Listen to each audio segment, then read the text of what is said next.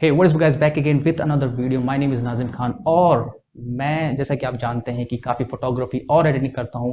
और कुछ लोगों का क्वेश्चन होता है कि कहाँ पे करता हूँ, क्या प्रोसेस है। तो मैं सारी एडिटिंग अपने फ़ोन में करता हूँ। ऐप्स यूज़ करता हूँ मैं, वो है पिक्सार्ट, लाइटरूम और स्नैपसीड। तो इस वीडियो को, पूरे प्रोसेस को मैंने 3 वीडियो में डिवाइड किया है। फर्स्ट मैं इस वीडियो में बात करूंगा कि फ़ोटो कैसे कटिंग करनी है फ़ोटो की। सेकंड वीडियो में कि क्या प्रोसेस है मेरा बैकग्राउंड चेंज करने का, क्या क्रिएटिव प्रोसेस मैं अपनाता हूँ। और थर्ड लास्ट वन जो है वो है कि क्या कलर ग्रेडिंग के लिए मैं कोई प्रीसेट या फिर क्या ट्रिक्स यूज़ करता हूँ लाइट रूम में। तो इस वीडियो में हम बात करेंगे कि आप अगर फ़ोटो कटिंग कर रहे हैं, फ़ोटो बैकग्राउंड चेंज करना चाहते हैं, सबसे पहला स्टेप है जो है फ़ोटो कटिंग का। तो वो आप फ़ोन पे कैसे कर सकते हैं। मैं पिक्सार्ट यूज़ करता हूँ। कुछ लोगों का मानना है कि पिक्सार्ट क्वालिटी कम कर देता है फोटोज़ की, लेकिन मैं उसे इसलिए प्रेफर करता हूँ क्योंकि उसमें मैं कटआउट को सेव कर सकता हूँ, बाद में लेटर में उसे यूज़ कर सकता हूँ। और अगर मैं 24 मेगापिक्सल का फोटो एडिट कर रहा हूँ पिक्सार्ट में, तो वो सेव करने के बाद 8 मेगापिक्सल का हो जाता है। लेकिन मुझे कुछ फ़र्क नहीं पड़ता है क्योंकि मेरा मेजरली जो कंटेंट मैं प्रोड्यूस करता हूँ, बनाता हूँ, वो इंस्टाग्राम के लिए है। तो उसके हिसाब से मुझे जो क्वालिटी है वो काफ़ी मिल जाती है। तो इस वीडियो में ज़्यादा टाइम वेस्ट नहीं करते और स्टार्ट करते हैं अपना पिक्सार्ट में फ़ोटो कटिंग के। और जो बाकी ट्रिक्स हैं जो मैं फॉलो करता हूँ, मैं यूज़ करता हूँ, उन्हें मैं साथ साथ बताता रहूँगा। तो स्टार्ट करते हैं और बात करते हैं पहली ट्रिक की जो मैं हमेशा यूज़ करता हूँ। वो है कि मैं हमेशा एक हाई क्वालिटी इमेज को पहले सेलेक्ट करता हूँ और उसके बाद मैं अपनी जो सब्जेक्ट इमेज है उसके ऊपर इंपोर्ट करता हूँ।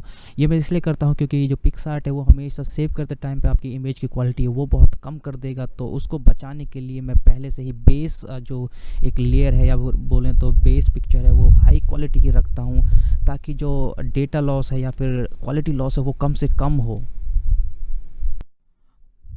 तो नेक्स्ट मैंने जो अपनी इमेज है, जो मेन सब्जेक्ट इमेज है, वो मैंने उसके ऊपर ओपन कर ली है और उसको मैंने क्रॉप कर लिया है मैक्सिमम, ताकि मुझे कम से कम बैकग्राउंड रिमूव करना पड़े और ये मेहनत मुझे कम करनी पड़े। और नेक्स्ट में जो ब्रश साइज़ है उसको मैं इंक्रीज़ कर लेता हूँ फुल साइज़ में, और जो हार्डनेस और ओपेसिटी उसे 100% कर देता हूँ, ताकि मुझे कुछ रेजिड्यू या फिर कुछ पार्ट रह ना जाए बैकग्राउंड का बाद में जो मैं इरेज ना कर पाऊँ।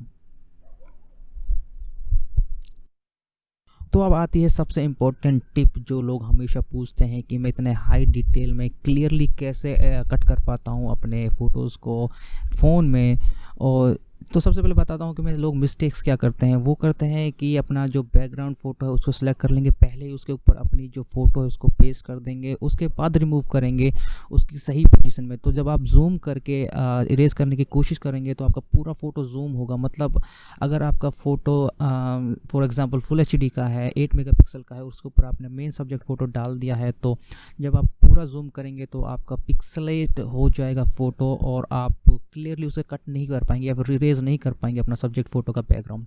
तो इसलिए मैं ट्रिक क्या करता हूँ, जो कि पिक्सार्ट की मुझे सबसे ज़रूरी चीज़ पसंद आती है, वो यही है कि मैं अपना जो मेन सब्जेक्ट फ़ोटो उसको मैं कट करता हूँ पहले, और उसको मैं जूम कर करके पार्ट बाय पार्ट में उसे इरेज करता हूँ, जैसा कि आप देख पा रहे हैं।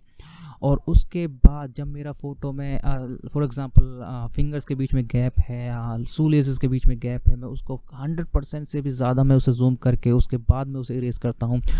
और ये टाइम कंज्यूमिंग है और आपको इसमें थोड़ा टाइम देना पड़ेगा और आपको थोड़ी मेहनत करनी पड़ेगी। ये डिपेंड करता है कि आप कितना अच्छा फ़ोटो एडिट करना चाहते हैं।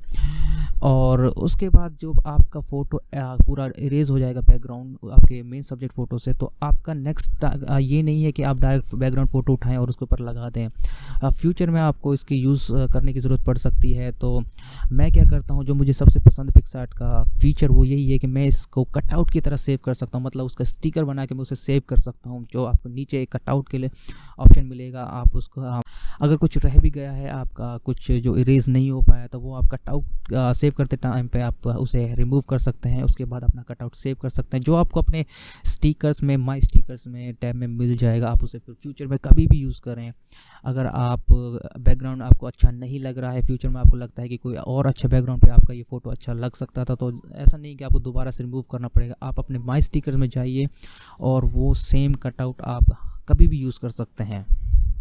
तो ये एक जो इम्पोर्टेंट ट्रिक थी, जो आप एक फ़ोटोशॉप वाले लोग जो हाई क्वालिटी इमेज है वो आप सिंपली एक लासो टूल या फिर सिलेक्टिव टूल से कर सकते हैं, लेकिन हम फ़ोन में अगर ये काम करें तो ये इतना आसान नहीं है। तो आपको थोड़ी मेहनत करनी पड़ेगी और थोड़ा टाइम देना पड़ेगा। आपको जूम कर करके पार्ट बाय पार्ट अपनी पिक्चर को वो इरेज करना पड़ेगा बैकग्राउंड। और इसमें कहीं कहीं ट्रिक होती है, जैसे कि आप बालों के बीच में अगर आप कुछ इरेज करना चाहते हैं, आप कैसे लेंगे उनको। तो उसमें मैं एक चीज़ करता हूँ, मैं रफली मैं उसके एजेस को इरेज कर देता हूँ। उसके बाद मैं ओपेसिटी है वो थोड़ा कम कर देता हूँ उस ब्रश का, और उसके बाद में जो बीच में गैप्स हैं उनको मैं इरेज करता हूँ बैकग्राउंड को। उसके बाद जब मैं फ़ोटो को वापस से जूम आउट करूँगा तो बालों के बीच में जो गैप है वो हल्का हल्का दिखेगा, क्योंकि जो ओपेसिटी है वो पूरी 100% नहीं थी। तो एक ये फेकनेस बन जाता है कि ये एक एक बाल आपने वापस कट किए हैं फ़ोन में, जो कि एक तरह से पॉसिबल नहीं है फ़ोटोशॉप के बिना, लेकिन आप कर सकते हैं इसे। तो ये सारी ट्रिक्स थी। आप फिर उसके बाद अपना जो कटआउट है वो कहीं भी यूज़ करें, कभी भी यूज़ करें, जो कि मैं बताऊंगा अगले पार्ट में।